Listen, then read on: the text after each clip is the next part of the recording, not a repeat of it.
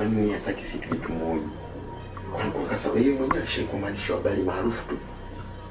Tena ni mwandishi wa sasa hivi ni mwandishi mashuhuri wa vitabu. Unajua ngoja niwaambie kitu kimoja, sawa? Huyu mama ameshakuwa mtu mzima sasa hivi. Kwa hiyo sikujua labda uzee unamsumbua. Hata kama taaluma hii anaifahamu vizuri. Lazima tupe ushirikiano. Sio tu kumwandika kwa skendo bwana, ila ni kwa uzuri. Tunachotaka jamii ifahamu mengi kutoka kwake. Kutokana na taaluma yake waandishi wa vitabu. That's all. La shida tusubiri. Hebu waone huruma. Wale vijana wametoka mbali. Wamekuja kukufuata, wanataka mfanye mahojiano na wewe. Wanataka kujua historia yako ya maisha na uandishi wako kwa ujumla. Na kuomba. Hapana. Nimesema sitaki kuongea na waandishi wa habari. Sawa? Lakini Angela, si unakumbuka kwamba hata wewe pia ulikuwa ni mwandishi wa habari kabla hujaanza kuandika vitabu?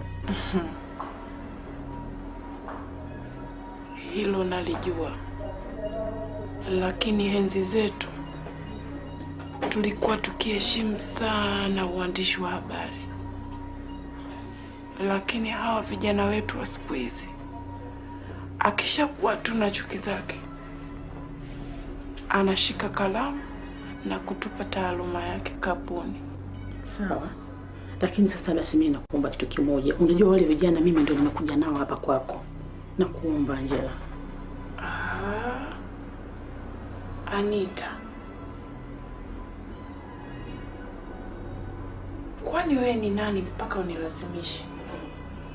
Yaani, hatujuani kiasi cha wewe kunilazimisha kuzungumza nao. Waambie siko tayari. Waambie waende, warudi siku nyingine. Tena kwa appointment maalum.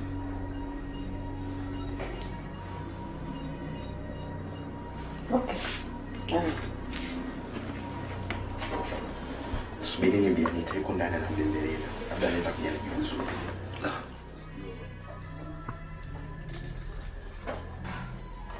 Na bibi.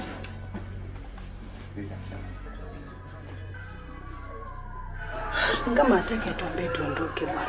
Ni kweli akikataa.